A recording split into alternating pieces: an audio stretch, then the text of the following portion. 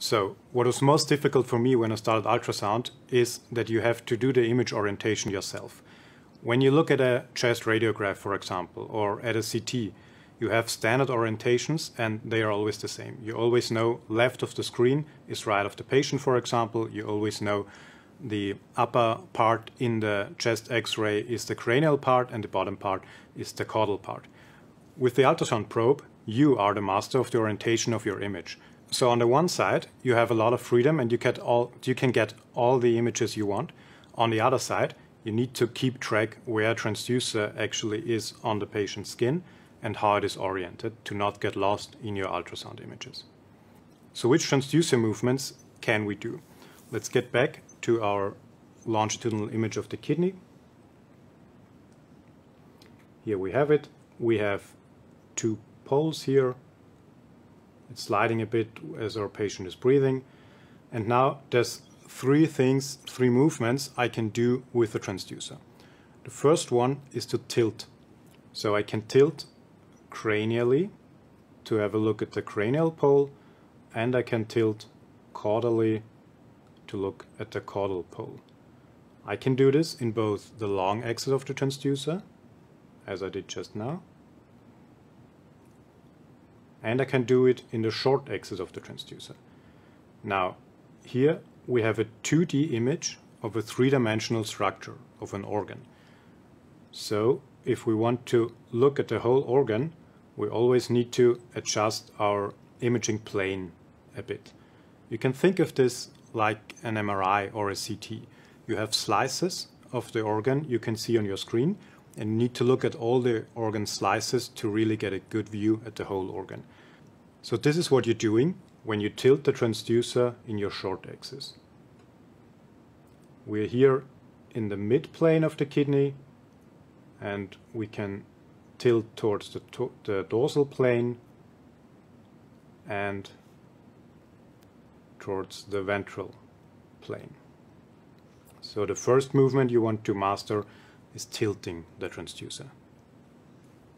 The second motion you need to master to even find your area of interest is sliding. So we know that the kidney should be somewhere on the patient's lateral side and should be in the area of the lower ribs. But when we place a transducer onto the skin, you might get an image like this. So you see that on the left part of the image, where your marker is, there is some part of the kidney, but this is not a good view yet. So what you want to do is don't change your angle of inclination, you just slide the transducer up a little bit, and then you get the kidney in a very nice view in the center of your image. So what you're doing is sliding either in one direction or the other one. And this is again where your marker is really important, because you can see on your image, do you want to go towards the marker, which would be the image left side and the patient's cranial side in this view, then you have to slide in this direction. If you want to go the other way, you slide towards his feet.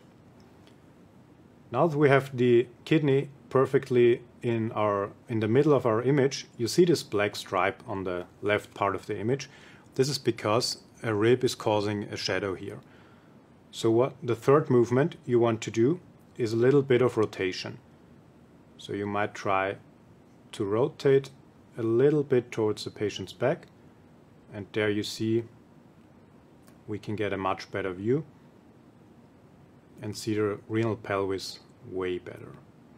We'll talk more about image optimization in another video, so let's just keep it here for now. I have one more movement for you, and this is turning. So of course, the longitudinal view of the kidney, it doesn't tell the whole story. We always want to have an organ or a vessel or most structures we're actually looking at least two planes, just as you would if you look at a radiologic image like a chest X-ray. So now we have a longitudinal view, and what you want to do is rotate the probe 90 degrees to get in a transverse view of the kidney. Again, for specific views, there are specific conventions on where the marker is pointing. So now we have the marker pointed cranially, and in abdominal views, when you do a transverse scan, the marker always points to the patient's right.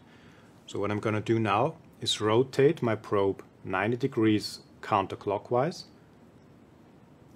and you can see the image changes and we get to a transverse view of the kidney.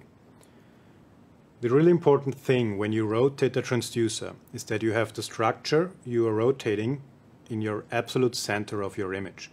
Otherwise, you will lose it. Let me demonstrate this. You can see the kidney is now in the center of the image. So when I move it just to the left, it's now on the left edge of the image, and if I rotate now, I almost lose it. The kidney is a relatively large organ, so we can still see some edge of it now, but this is not the image you want to end up with. And if you think, for example, of the carotid artery, it's way smaller than the kidney, so you will not be able to find it if you don't center it on your image first. So let's get back to a good view. So we center the kidney, and now we rotate it and keep it in the middle of our image. And here in this transverse view, you can do the same movements as in the other view.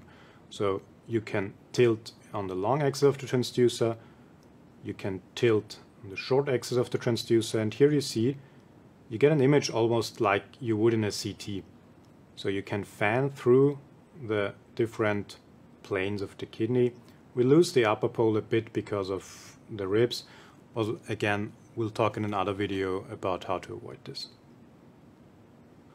Ultimately, ultrasound is always a combination of these movements. So even the most complicated echocardiographic exam basically boils down to these three transducer movements.